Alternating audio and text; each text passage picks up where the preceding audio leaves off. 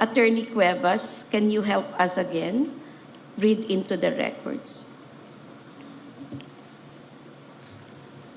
The faithful representation of the provision for health benefits incurred but not reported account with year-end balance of 95.099 billion pesos is doubtful due to significant risks of misstatement resulting from unexpended balances of accrued liabilities between 2018 and 2021, ranging from 8.808 billion pesos to 37.722 billion pesos, which runs counter to the required fair and faithful presentation of financial transactions as outlined in the Philippine Accounting Standards and the Conceptual Framework for Financial Reporting.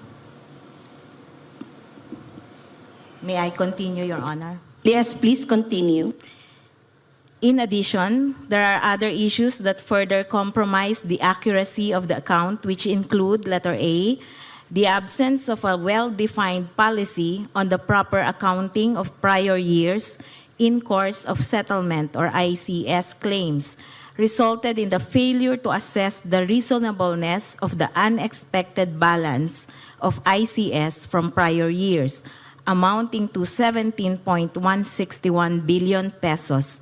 And letter B, presence of irregularities in the calendar year 2022 admissions, including 1, 6,798 claims amounting to 63.985 million pesos from 3,380 unique PhilHealth identification numbers or PINs, but different member names.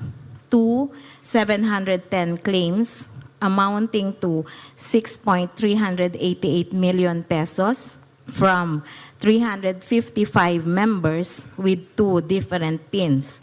And 3, 1,583 claims amounting to 4.632 million pesos with irregular or incomplete entries/data due to the absence of system controls. These issues increase the risk of misstatement of the account, hence cannot be considered to have represented fairly the subject transactions as required under the Philippine Accounting Standards. Continue.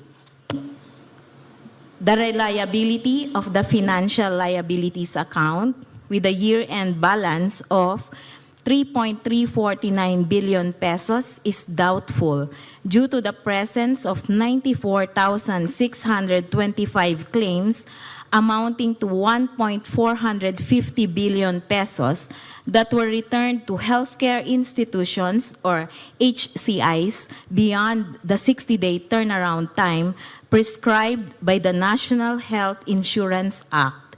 In addition, 664 claims amounting to 3.649 million pesos were found to have irregular entries or data which do not accurately represent the actual transactions required under the Philippine Accounting Standards.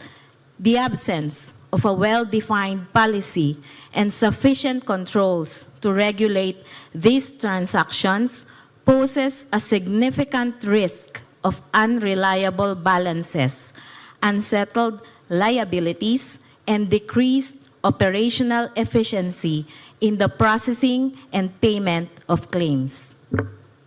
Thank Your Honor. you. Thank you.